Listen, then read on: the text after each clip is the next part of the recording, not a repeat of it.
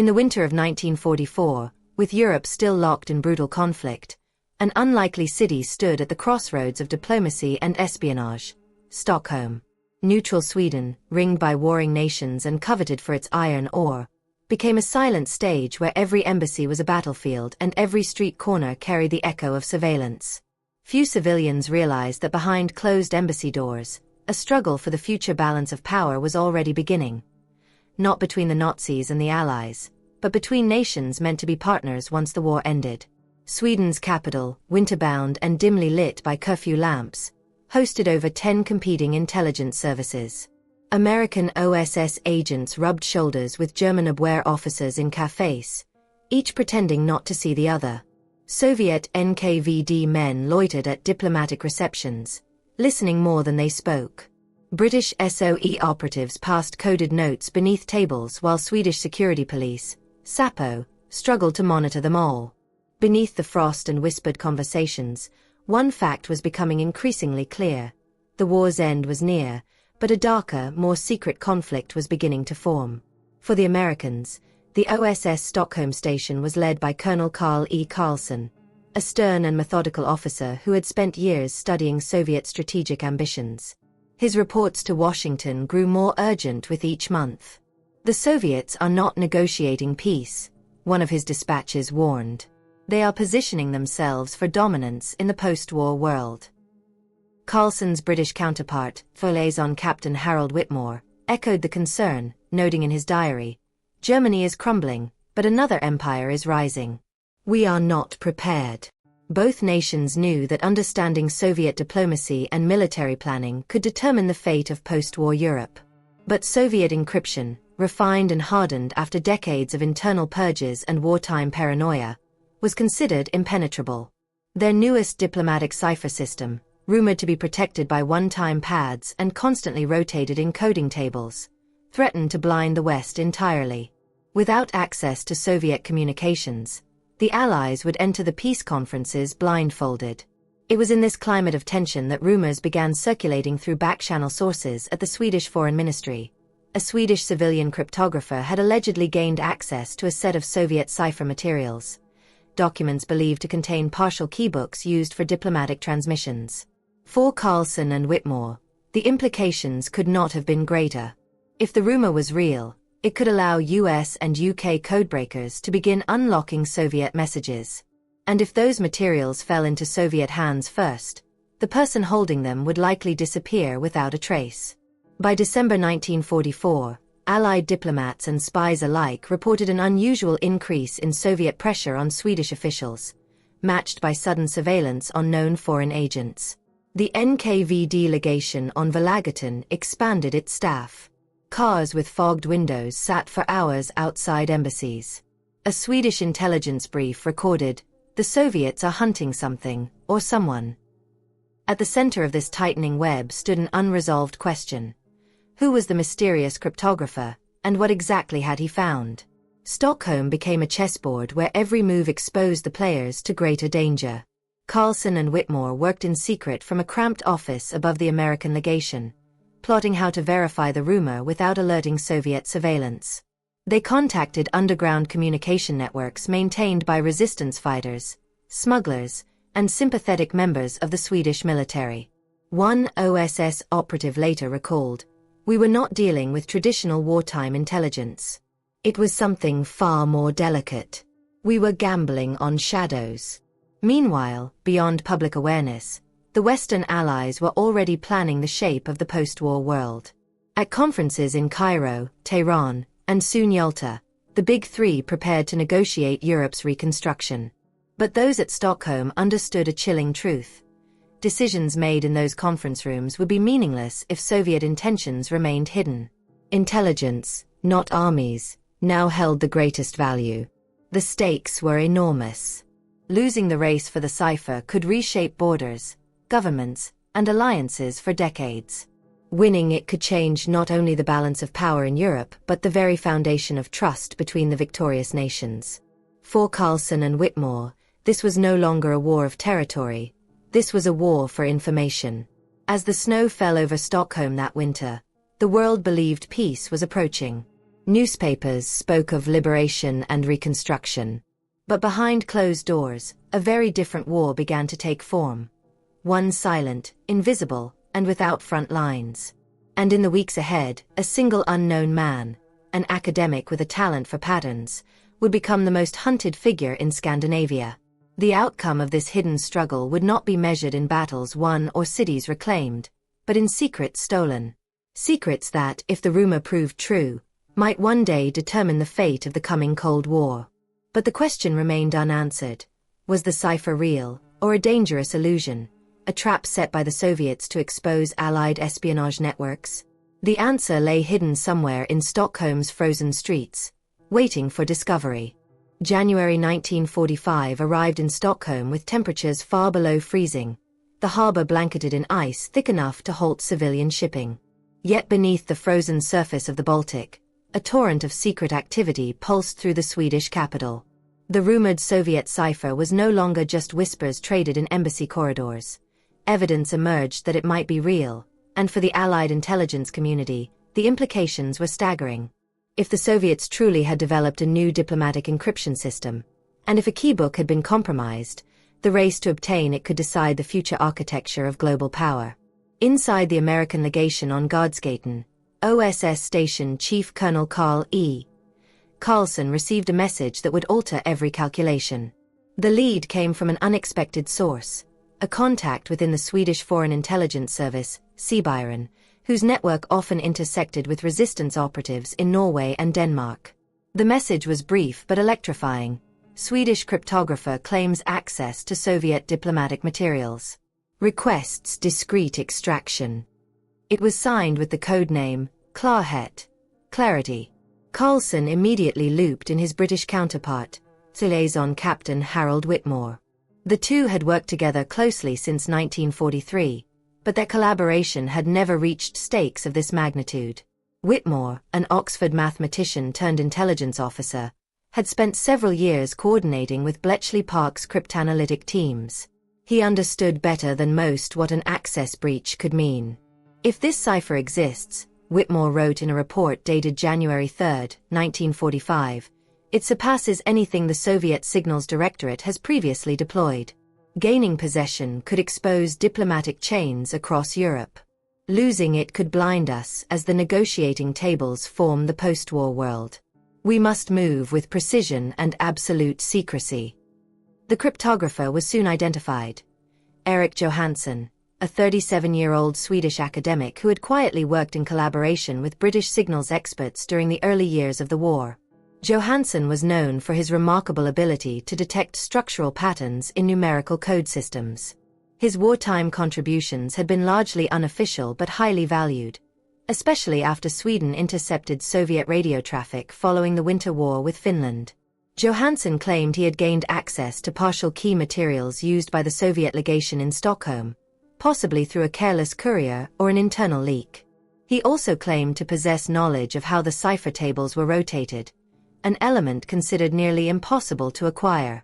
The OSS and WWII understood the danger instantly. If Johansson had this material, the Soviets would stop at nothing to silence him.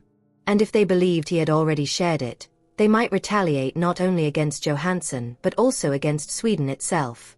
NKVD presence in Stockholm was already swelling. Säpo surveillance logs recorded unusual activity. Soviet operatives tailing Swedish officials, nighttime interrogations of suspected informants, and high-level diplomats arriving under false identities. But it was Johansson's condition that created the most tension. He would hand over the materials only if the Allies guaranteed him safe passage to London. Johansson believed the Swedish government could not or would not protect him from Soviet reach. He had already received anonymous threats, and someone had broken into his home weeks earlier. In his first written message to the Allies, he wrote, "They are coming. I cannot stay." Carlson and Whitmore arranged a secret meeting using a network of underground contacts linked through Danish resistance couriers operating out of Malmö. The chosen safe location was a discreet apartment inside a stone building near Östermalm, owned by a retired Swedish naval officer sympathetic to the Allied cause. The extraction date was set for February 11, 1945, an operation codenamed Project Lantern, symbolizing the hope of illuminating Soviet communications. To minimize detection, the mission involved both American and British field officers, operating under civilian cover and armed only with pistols and forged travel papers. A Swedish military escort was proposed, but Johansson refused. The fewer involved, the safer, he insisted. It was a decision later studied by intelligence historians with mixed judgment. Either it demonstrated Johansson's caution or an understanding that Swedish officials might already be compromised. Meanwhile, the Soviets tightened their net.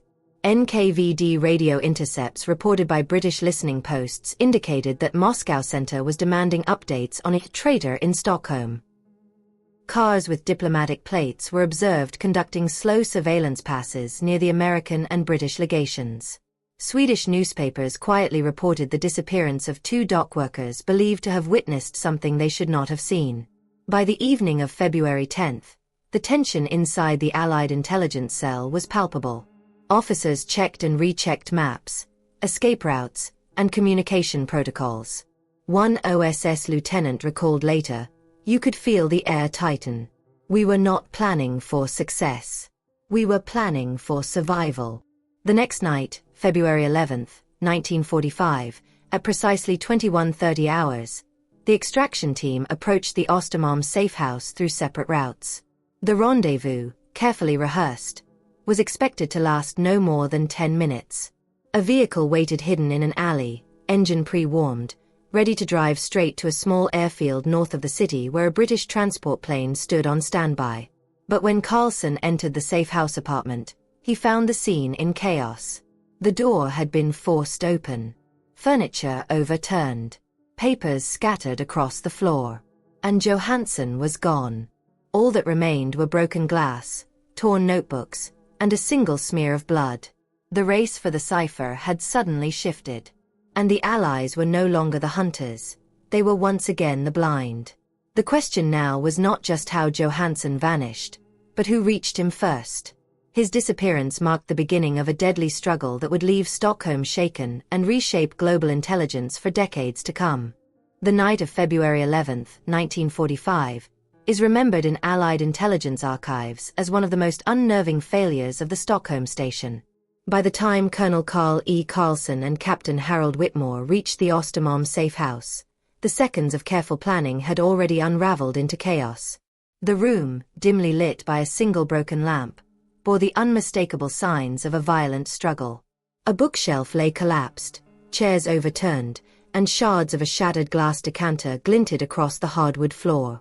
Most chilling of all was the blood, dark, half-dried, smeared along the edge of a desk, and trailing toward the back entrance like a desperate attempt to flee. Eric Johansson was nowhere to be found. For a moment, the silence inside the apartment was overwhelming, broken only by the groaning wind rattling the old window frames. The OSS team members, trained to remain composed even under gunfire, exchanged uneasy glances. This was supposed to have been a clean, quiet, 10-minute operation. Now, every passing second threatened to expose them all. Carlson issued immediate commands: secure the room, collect all papers, and prepare for rapid withdrawal. Whitmore knelt beside the bloodstain, running a gloved hand lightly over its surface. "It's not much," he whispered, "but it's enough to say he didn't walk out willingly." They located Johansson's leather satchel hidden beneath a toppled desk. Its contents had been emptied, but one item remained wedged in the interior lining: a torn page of handwritten numeric strings and what appeared to be partial translation notes. Whitmore instantly recognized the structured format. "This is authentic," he said, voice tightening. He was working on the cipher here. "It's not a trap." But the page raised more questions than answers. The cipher fragments appeared incomplete, encoded sequences broken mid-line, as if Johansson had been interrupted mid-analysis. A small notation in the corner read, "Rotate sequence, check Tuesday set." If accurate, this single fragment hinted that the Soviets rotated their keybooks weekly, reducing the window for cryptanalytic breakthroughs.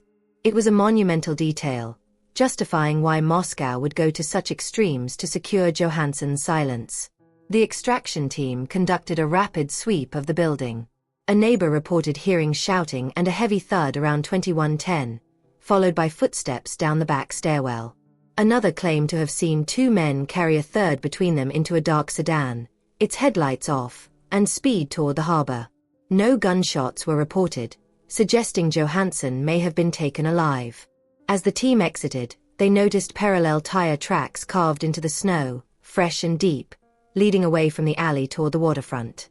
The tracks belonged to a heavy vehicle, possibly diplomatic or military. Carlson immediately dispatched two OSS surveillance officers to follow the route discreetly. One later described the scene. The roads were nearly empty. Something about the city felt paralyzed.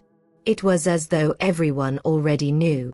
Returning to the American legation, Carlson and Whitmore began piecing together what little information they had. Swedish police had not yet been notified, nor could they be, not without risking Soviet retaliation or political scandal. Sweden's neutrality depended on delicate diplomacy. The loss of Johansson could spark an international crisis. At 2:40 on February 12, a Swedish intelligence contact from Cipher arrived secretly at the legation. He reported that the NKVD had been tracking Johansson for weeks using covert radio intercepts and local informants. According to intercepted chatter, Moscow Center had issued orders to recover the traitor at all costs. A cryptic secondary directive warned, if materials have been compromised, silence must be absolute. This suggested a terrifying possibility. Johansson may not have been taken for interrogation. He may have been scheduled for elimination. Yet another witness claimed to have seen two unmarked trucks and a covered launch departing from the harbor shortly after 2200 hours. The implication was unmistakable. Johansson could already be on a Soviet ship bound for Leningrad, a fate from which no return was expected. But something else complicated the narrative. The safe house showed signs of more than just a Soviet raid. Certain items that Johansson would never have left voluntarily, his coat, his satchel, his wallet, remained untouched. And the room contained no shell casings, no spent rounds, no signs of a gunfight. For a man believed to be under intense NKVD surveillance, the abduction appeared strangely surgical, as if executed by professionals familiar with the apartment layout and Johansson's schedule. The final question struck both Carlson and Whitmore with equal force. Had the Soviets truly reached Johansson first, or had someone else intervened, someone with access to Allied operational planning? Was there a leak? At 6 o'clock that morning, as the first grey light filtered through the city, Carlson wrote in his secure journal, "We have lost our only lead. Either the Soviets were faster than our intelligence indicated, or we have been compromised from within. Stockholm has become a labyrinth. Every move now risks ruin." His final line captured the gravity of the moment. If Johansson is alive, he is running out of time. If he is dead, we are blind. As the sun rose over Stockholm's frozen harbor, the streets remained quiet. But beneath the stillness, a storm of espionage was gathering force. The hunt for Erik Johansson had begun. And so had the unraveling of a deeper mystery. One that would challenge everything the Allies thought they understood about loyalty, secrecy, and the future of the post-war world. The morning after Erik Johansson's disappearance, Stockholm awoke to an eerie calm. Outside, trams clattered along icy streets, and the city's residents went about their routines unaware that a shadow war was unfolding in their midst. Inside the corridors of the OSS and SOE legations, however, tension had reached a breaking point. Carlson and Whitmore faced an uncomfortable truth. The disappearance was no accident, and Johansson's vanishing could not be dismissed as a simple kidnapping. The Soviets had acted, and they had acted with precision. Immediately, OSS surveillance teams combed the city. They mapped tire tracks in the snow, interviewed witnesses who had seen unmarked vehicles near the harbor, and reviewed reports of suspicious activity near Stockholm's train stations. The evidence pointed to NKVD involvement, but there were troubling inconsistencies. No single witness could confirm the exact sequence of events. Some claimed to see 3 men, others 4. One taxi driver insisted he saw a man resembling Johansson being loaded into a boat near Djurgården's waterfront. Another described a sedan speeding south, possibly toward Malmö. The threads were contradictory, and the Allies had no way of knowing which was accurate.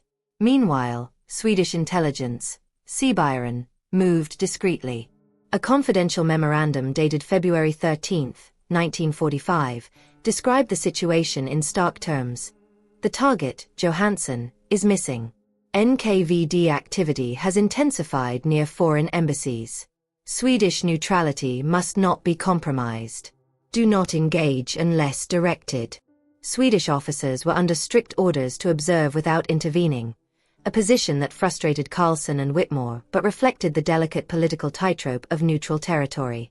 The Allies' suspicions intensified when intercepted Soviet communications revealed unexpected detail. Coded radio traffic from the NKVD legation in Stockholm indicated that the Soviets were aware not only of Johansson's movements but also of the Allied extraction plan, Project Lantern. Moscow Center's messages praised the local agents for efficiency. Target retrieved without alert. All evidence removed. Proceed to debrief. If the interception was accurate, it confirmed the worst-case scenario. Johansson had been taken directly by Soviet operatives, possibly alive, possibly not. Yet even as Carlson and Whitmore processed this information, another layer of mystery emerged. A Swedish merchant, reporting anonymously, claimed that a small, inconspicuous package had been handed to a Swedish harbor official the day after Johansson's disappearance. The package, tightly sealed and unmarked, contained fragmented papers and notes resembling cryptographic analysis. It was unclear whether the contents were left intentionally for the Allies or were the remnants of a hasty Soviet cleanup. The ambiguity was maddening. It suggested Johansson might have survived long enough to transmit portions of his work, but it also raised the question of whether the Soviets intended to mislead the Allies with false intelligence. Back at the OSS office, Carlson convened a team of codebreakers and intelligence officers to assess the fragments. Whitmore carefully examined each page. Even these partial sequences could provide insight, he noted. Patterns may reveal rotational methods, message structure, or key weaknesses. If Johansson contributed, he may have left a breadcrumb trail. Analysts worked feverishly, reconstructing tables, testing shifts, and comparing symbols to known Soviet communications. For Bletchley Park and Arlington Hall, even small fragments were worth their weight in gold. Outside, the NKVD did not relent. Observers reported unmarked cars circling embassies, agents following minor officials, and sudden visits from diplomats claiming urgent business. Swedish authorities documented encounters between Soviet officers and low-ranking Swedish police, raising the possibility that Stockholm's neutral stance was being subtly undermined. Carlson and Whitmore were forced to operate with extreme caution. Even casual observation could compromise their sources or their own lives. The human dimension of the operation became starkly apparent. Johansson had vanished not only as a source of intelligence but as a human being. His family, colleagues, and friends were left in uncertainty, unable to intervene. One colleague later wrote, "Eric always spoke of patterns, of uncovering hidden orders in chaos. We never imagined he would disappear into one himself." For the OSS and SOE, the incident was a reminder that intelligence work was not abstract. It carried human costs and moral weight. Despite the loss, the Allies adapted. They began cross-referencing intercepted Soviet messages with the fragments recovered from the safe house and anonymous packages. Cryptanalysts deduced that the Soviets rotated key tables weekly and employed additional numerical manipulations designed to mask patterns. This insight, though partial, offered hope. Even without Johansson physically present, his contributions might survive in the form of these breadcrumbs. By February 15, Stockholm had returned to a semblance of normality, at least outwardly. Tramlines ran on schedule, snow was cleared from streets, and cafes buzzed with conversations about rationing and the war's end. But behind the city's serene facade, Carlson and Whitmore continued to work in secret, aware that every passing day allowed the Soviets to tighten control, erase evidence, and possibly reposition Johansson permanently. The operation had exposed a critical lesson. Intelligence could be lost as quickly as it was obtained. Johansson's disappearance demonstrated how fragile a single lead could be, even for seasoned operatives. And yet, it also hinted at the resilience of human ingenuity. Fragments of a cipher, carefully preserved, could still illuminate the path forward. By the week's end, Carlson and Whitmore faced an unsettling conclusion. Whether Johansson had been intercepted, eliminated, or had escaped voluntarily, the Allies now possessed only fragments and questions. Every intercepted Soviet message carried the faint hope of answers, every minor clue potentially revealing patterns left behind by the missing cryptographer. Stockholm had become a city of shadows and whispers, where every snow-laden street could hide a secret, and every anonymous note could alter the course of history. The Allies were no longer simply observers. They were now participants in a complex game, and the next moves would determine not just the fate of a man, but the very intelligence foundations of the coming Cold War. And yet, the central mystery remained. Who had reached Johansson first, and could any portion of the cipher be recovered in time to influence the post-war balance of power? The hunt, and the suspense, continued. By late February 1945, the disappearance of Erik Johansson had shifted from a local Stockholm mystery into a matter of international consequence. The Allies had fragments of the cipher, but the full keybook, the essential map to Soviet diplomatic communications, remained elusive. Intelligence reports indicated that the NKVD had secured Johansson, yet contradictory sightings and cryptic packages arriving at the British embassy suggested the possibility of a partial extraction or deliberate diversion. In the shadow of war's end, every clue carried immense weight, for even small leaks could tilt the delicate post-war negotiations. One morning, a discreet package arrived at the British embassy in Stockholm. Wrapped in brown paper and unmarked, it contained fragments of the cipher keybook and a short, unsigned note.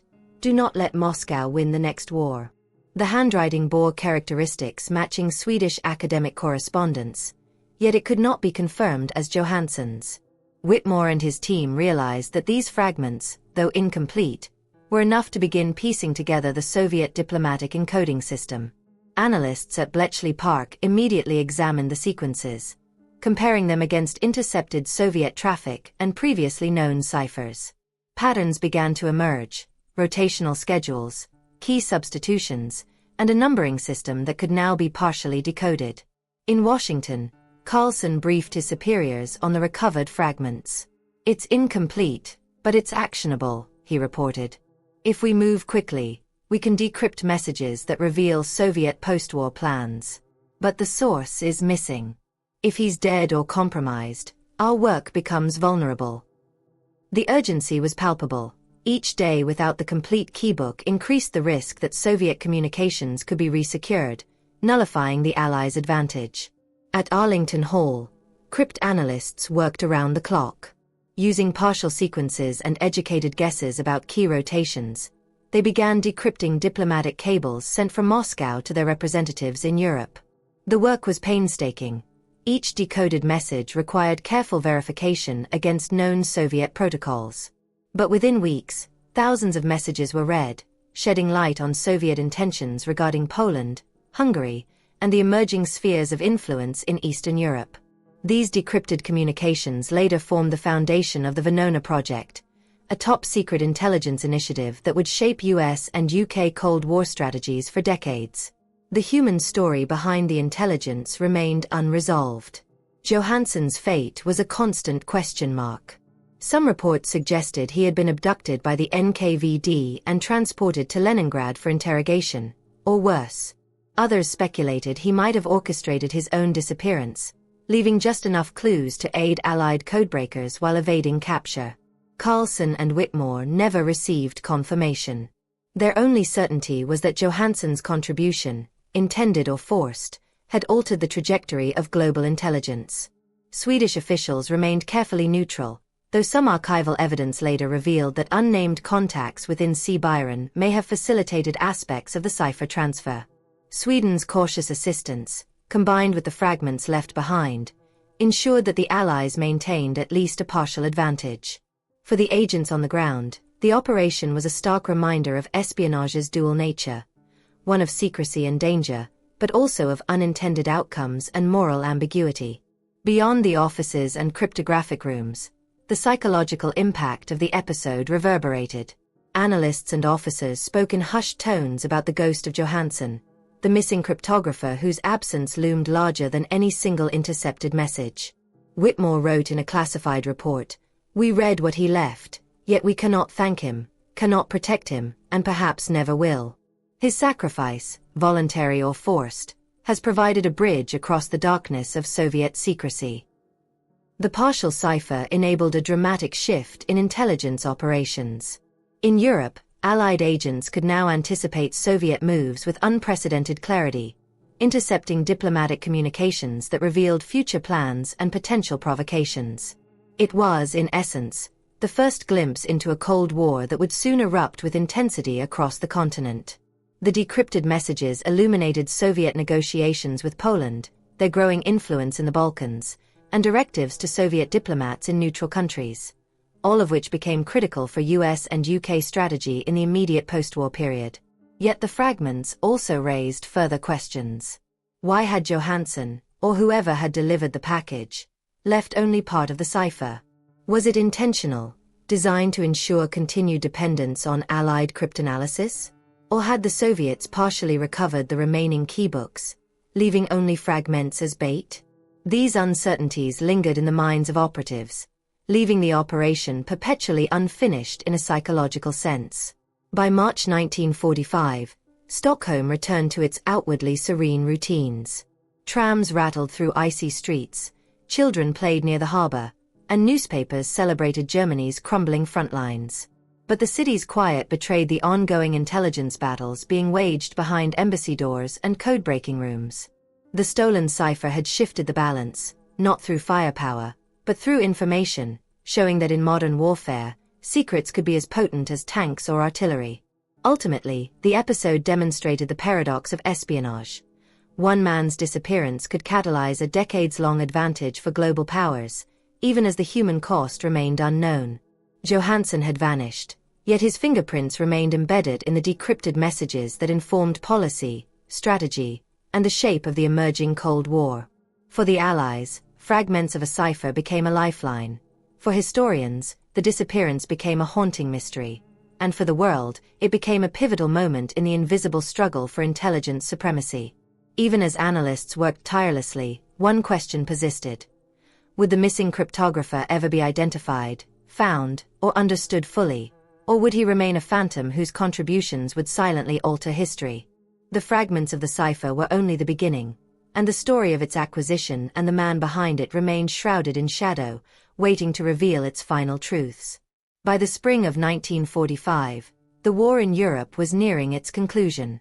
Allied forces were advancing on all fronts, the Third Reich collapsing, and victory appearing inevitable. Yet in Stockholm, a city outwardly calm and neutral, the most consequential battles of the emerging post-war world were being waged in secret. The mystery of Erik Johansson and the fragments of the Soviet cipher lingered like a shadow over every intelligence office, every safe house, and every intercepted communication. The war may have been ending, but the intelligence war, the quiet, invisible struggle, was only beginning. The fate of Johansson remained a central question. Despite extensive surveillance and inquiries, no trace of him emerged. Witness accounts varied. Some swore they saw a man matching his description escorted into a black sedan near Djurgården. Others claimed he had been moved onto a ship bound for Leningrad. There were whispers of him having been killed, abducted, or even disappearing voluntarily to protect the cipher. Every scenario carried profound consequences. His disappearance had not merely delayed operations. It had transformed the very nature of intelligence strategy, illustrating how the loss of a single source could ripple across continents. Meanwhile, the cipher fragments delivered anonymously to the British Embassy proved invaluable. Cryptanalysts at Bletchley Park and Arlington Hall reconstructed partial keys, deciphered thousands of Soviet diplomatic messages, and gained unprecedented insight into Moscow's intentions. US and UK strategists used this intelligence to anticipate Soviet actions in Eastern Europe, informing post-war negotiations and laying the foundation for future intelligence operations. The material would eventually underpin the Venona project, an initiative that exposed Soviet espionage networks within the West and shaped the early Cold War intelligence landscape. Yet even as these breakthroughs were celebrated, unease persisted. Historians and intelligence officers alike recognized the fragility of the operation. Johansson's disappearance had highlighted not only the reach and efficiency of the NKVD, but also the moral ambiguities inherent in espionage. Allies had gained invaluable intelligence at the cost of losing a man. A reminder that in intelligence, success and tragedy often coexist inextricably. Whitmore later reflected, "We read what he left behind, yet we could never repay him, nor fully protect him. He became the ghost in the machinery of history." Swedish archives, declassified decades later, suggested that certain neutral officials may have aided aspects of the operation, under the guise of maintaining neutrality. This subtle cooperation, though never officially acknowledged, was critical to preserving fragments of the cipher and enabling partial decryption. For Carlson and Whitmore, it was proof that intelligence work often required alliances not written in law or treaty, and that survival sometimes depended on the quiet bravery of those in the shadows. The implications of the operation extended far beyond Stockholm. The cipher fragments influenced diplomatic negotiations in London, Washington, and eventually at the Yalta Conference, where the Big Three discussed the post-war order. Knowledge gleaned from intercepted Soviet messages informed strategies on Eastern Europe, Poland, and the Balkans, shaping decisions that would have reverberations for decades. Intelligence had become a tool of strategic foresight, demonstrating that information could be more powerful than armies in determining geopolitical outcomes. Yet the human question remained unresolved. Johansson's fate, whether captured, killed, or vanished by choice, became the most enduring enigma of the operation. His contributions, partial, fragmented, and enigmatic, altered the course of intelligence history. His absence left a lingering tension. The Allies had gained the cipher, but at the cost of a man whose life, and perhaps loyalty, remained an unsolved puzzle. Analysts, officers, and historians would speculate for years. Who truly delivered the fragments? Did Johansson survive? And if he did, why did he disappear without claiming the recognition his work deserved? The story of Erik Johansson and the stolen Soviet cipher stands as a testament to the complex interplay of courage, secrecy, and moral ambiguity in wartime intelligence. It is a story not of battles and tanks, but of quiet bravery, invisible operations, and decisions made in the shadows that would shape history far beyond the streets of Stockholm. Every message decrypted, every strategic decision informed by the fragments, bore his imprint, even as his existence remained a ghostly uncertainty. As the city of Stockholm settled into spring, life appeared normal. The trams ran, the cafes hummed with conversation, and the world turned toward peace. Yet beneath the surface, the invisible war of intelligence continued. The missing cryptographer had become both legend and cautionary tale, a reminder that in espionage, the stakes were measured not just in information, but in the human lives entangled with it. And in the quiet corners of the world, the question persisted: who truly delivered the cipher, and why did the man behind it vanish forever? The story of the code thief of Stockholm, and the cipher that changed the Cold War, remained an unresolved mystery, a shadow lingering over the birth of a new world order.